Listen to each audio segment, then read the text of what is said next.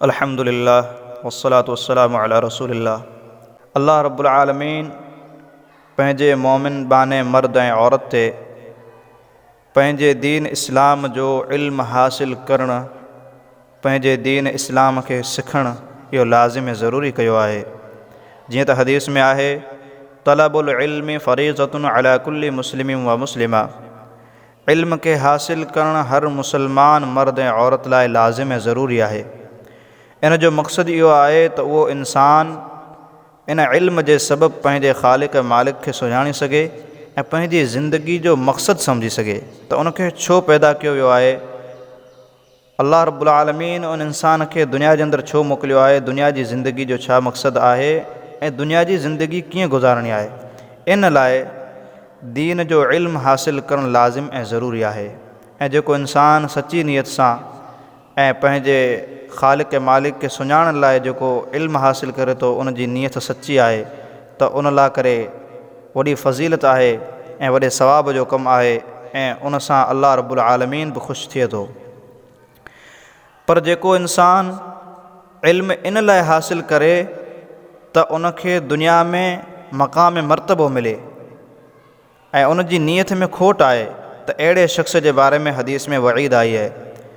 सुनन तिरमिज़ी में इमाम तिरमिज़ी रहमतुल्लाह अलैह हिकु बाब क़ाइमु कयो आहे, बाबु मा जाअ फ़ी मन यतलुबु बिइल्मिही अद्दुनिया, कि उन शख़्स जे बारे में वईद जेको शख़्स पंहिंजे इल्म जे सबबु दुनिया जो मक़ाम मर्तबो हासिल करणु चाहे, त उन जे बारे में रसूलुल्लाह सल्लल्लाहु अलैहि वसल्लम जन इरशाद फ़रमायो। सुनन तिरमिज़ी जी हदीस नंबर 2654,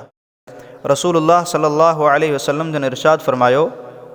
त जेको शख़्स इन लाइ इल्म हासिल करे त उहो उलमाए किराम जी मक़ाम मर्तबे में बराबरी करे, उलमा जो मुक़ाबिलो करे मर्तबे में। त जीअं अल्लाह रब्बुल आलमीन पंहिंजे मुख़लिस बाननि खे, उलमाए किराम खे इल्म जे सबबु इज़्ज़त ॾिनी आहे ऐं ॿियो इंसान इन लाइ इल्म हासिल करे त उहो इज़्ज़त में उन्हनि उलमाए किराम जो मुक़ाबिलो करे, या इन लाइ इल्म हासिल करे ताजो उहो इंसान उन इल्म जे सबबु घटि पढ़ियल ऐं नादाननि सां बहस ऐं तकरार करे ऐं मुक़ाबिलो करे, या उन जी नीयत इहा हुजे त लियसरिफ़ बिही वजूह नास, जे माण्हू उन ॾांहुं मुतवजह थियनि, माण्हू उन जी वाह वाह कनि।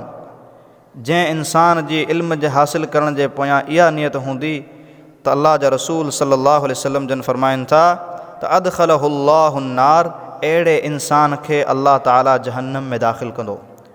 मुंहिंजा अज़ीज़ दोस्तो ऐं भाइरो, हिन में तमामु इंसाननि लाइ करे, सभिनी मुसलमाननि लाइ करे हिकिड़ो सबक़ ऐं नसीहत आहे, ऐं ख़ुसूसन उलमाए किराम लाइ करे त इल्मु हासिल करणु बेशक वॾी फ़ज़ीलत जी ॻाल्हि आहे,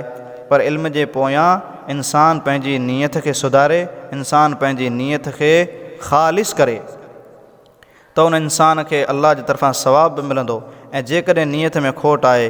त उन इंसान जो इल्मु फ़ाइदेमंद न बल्कि उन लाइ करे वबाल बनंदो। अल्लाह रब्बुल आलमीन असां सभिनी जी हिफ़ाज़त करे।